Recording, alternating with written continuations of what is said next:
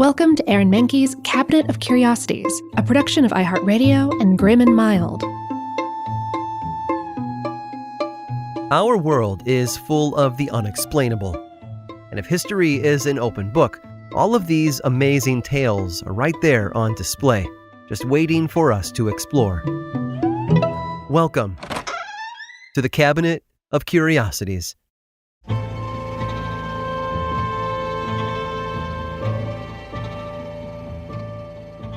When an athlete injures a muscle or a tendon, they'll go through a variety of treatments to mend the tissue. They might soak their body in an ice bath to reduce inflammation, or do certain stretches to loosen things up again. But one man is actually responsible for many of the machines and techniques used today, and he brought them all the way from Sweden. His name was Gustav Zander, born in the 30s in Stockholm. He was kind of obsessed with fitness from a young age, focusing much of his study on Swedish medical gymnastics. Otherwise known as the Swedish movement cure, medical gymnastics were first introduced by Per Heinrich Ling, a poet and theology student who was tired of seeing Sweden taking a backseat to other stronger countries. So he came up with training regimens centered around physical education, fencing, massage, and dance that were eventually adopted by the Swedish government. And Zander mastered Ling's exercises, but he lamented the need for other people to provide resistance so that the exerciser could build muscle. I mean, what if the assistant couldn't lift the weight, or they just didn't feel up to helping out that day? So he came up with an alternative, one that removed assistance from the equation. Zander got to work on a series of machines, which he built and honed through the 50s. They utilized levers and weights to provide the needed resistance, much like today's exercise and therapy equipment. They resembled something more akin to medieval torture devices than workout gear, but each machine was designed to massage or sculpt a particular muscle group within the body. They would provide, according to Zander's own words, increased well-being and capacity for work. He earned his medical license in the 60s and began testing his machines on the students of a local school. The results were encouraging, with children demonstrating increased strength and improved overall health after using the devices for some time. Zander then opened his own school, the Medico-Mechanical Institute of Stockholm, to give the public a taste of what mechanotherapy machines could do. They were built of wood and metal, some with cables and pulleys, while others required the user to be strapped in and pulled in a specific way. One device bore a striking resemblance to the lateral pull-down machine used in today's modern gyms.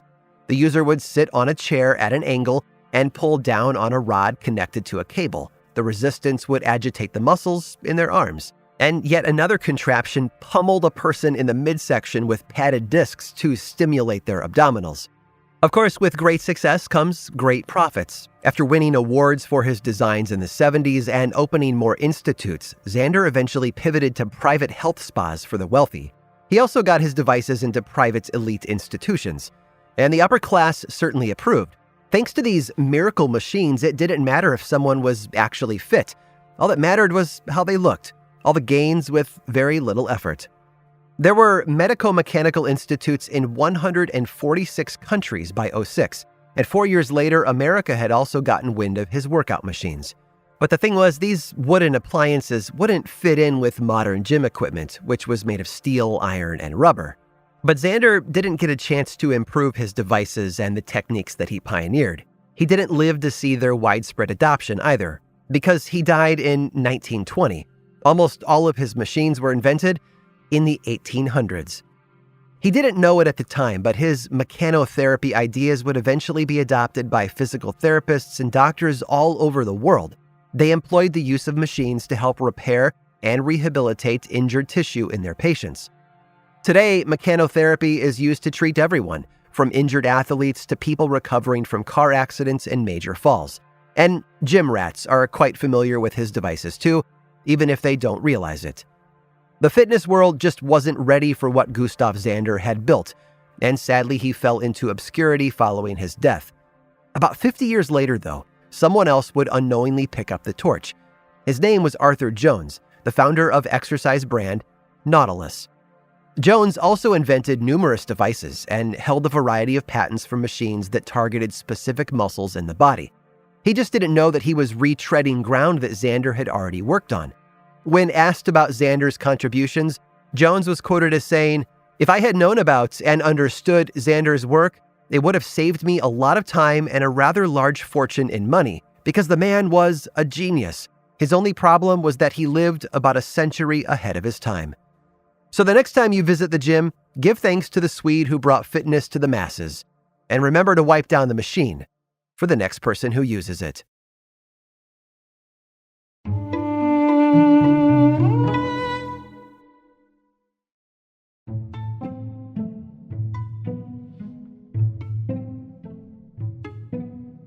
Look around and you'll likely find an everyday object that you don't really think about.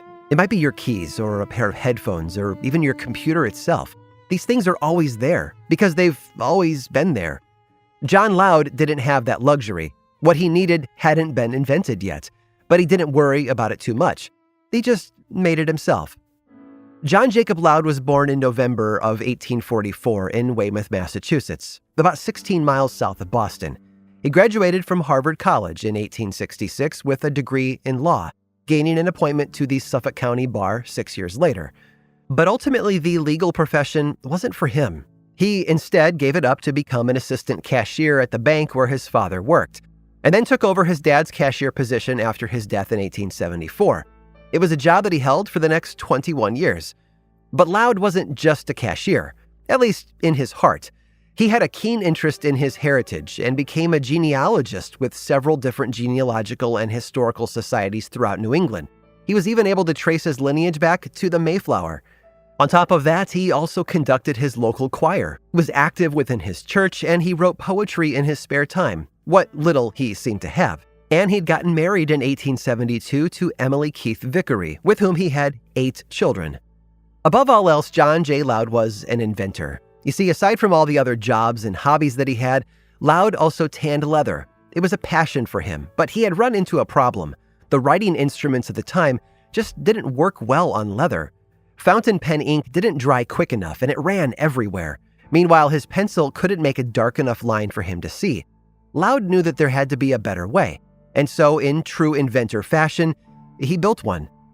As Loud himself put it, "My invention consists of an improved reservoir or fountain pen, especially useful, among other purposes, for marking on rough surfaces such as wood, coarse wrapping paper, and other articles where an ordinary pen could not be used." It was a slender metal tube with a push button at the top, a tightly coiled spring inside, and most importantly, a small steel bearing at the bottom. As the tube was dragged across the surface, the bearing would pick up ink from within the reservoir and roll it on, leaving behind a darkened line that dried instantaneously. He was issued a patent for his invention on October 30th of 1888, but quickly found out that his creation had limited purpose outside of marking rough or coarse surfaces. With no way to market his new product, he abandoned it, and the patent eventually expired. But it wasn't done for good. Others tried to patent similar inventions with the intent of making something that worked on all surfaces equally well, whether they were made of paper or fabric. But one man actually succeeded. His name was Laszlo Biro from Hungary. In the early 20th century, Biro was a newspaper editor who, just like Loud, had grown tired of having to clean up the messes left behind by his fountain pens. The pages he marked up were often smudged because of the wet ink that they used. But one day he noticed that his newspaper had been printed with a fast-drying ink that did not smudge.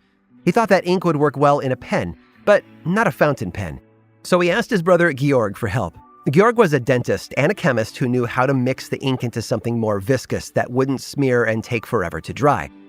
With a suitable vessel already created by others before him, Biro was able to devise a new kind of pen, one that used a tiny ball at the end of a tube to collect the ink from a cartridge inside. And as it rolled, it would deposit a line onto the paper that was already dry.